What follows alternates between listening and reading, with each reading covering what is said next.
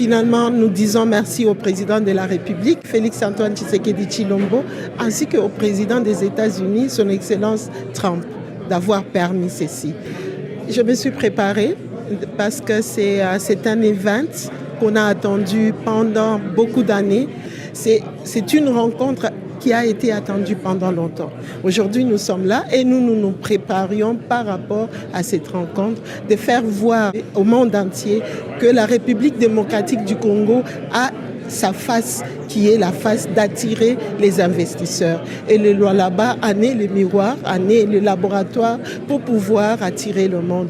Vous êtes sans ignorer que les plus grandes sociétés minières du monde se trouvent au Lualaba malgré tout ce qu'on fait comme commentaire sur la RDC. Donc, vous pouvez investir au Lualaba sans pour autant avoir des craintes. Et c'est ça le travail que nous avons pu faire. Qu'est-ce que la perspective d'un accord entre la RDC et les États-Unis apporte de plus à cette province, la vôtre, qui attire déjà beaucoup, vous le rappeliez à l'instant? Vous savez, pour faire tout ce qu'il y a comme investissement ou à faire dans la province du Lualaba, il faut la paix. Et voilà déjà, on commence par les discussions, par l'apport des États-Unis pour que la République démocratique du Congo puisse arriver à avoir sa paix. Donc, nous pensons que pour évoluer, pour se développer, pour investir, il faut la paix. Donc, cette paix, nous la prenons et avec cette paix, nous invitons les investisseurs qui ne connaissent pas. La grande surprise est que beaucoup de sociétés ne connaissent pas la RDC dans la manière d'investir. Mais aujourd'hui, avec ces forums, ils ont découvert une RDC attirante. Et cette RDC attirante les appelle à pouvoir venir investir comme toutes les autres sociétés qui ont investi des millions pour en devenir de premières productrices, soit du cobalt, soit du cuivre.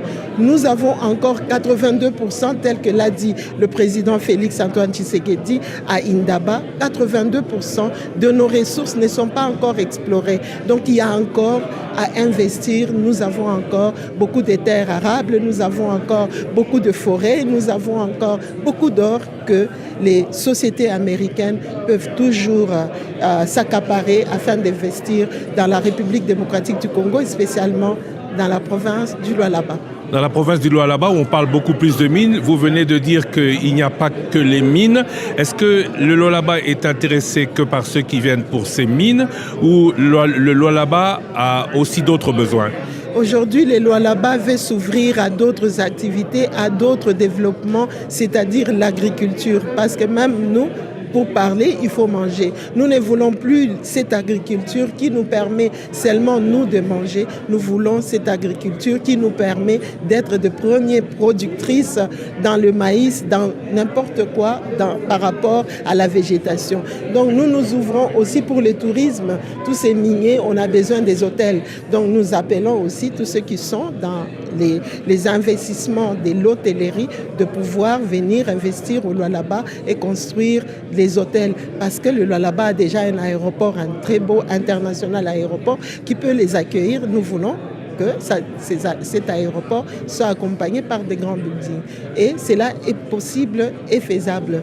Et nous invitons aussi dans les autres secteurs tels que l'énergie. L'énergie, c'est la clé du développement. Vous venez de nous prendre de photos ici. Nous continuons non seulement avec une seule société, nous voulons plusieurs sociétés dans l'énergie, sans oublier le corridor de Lobito.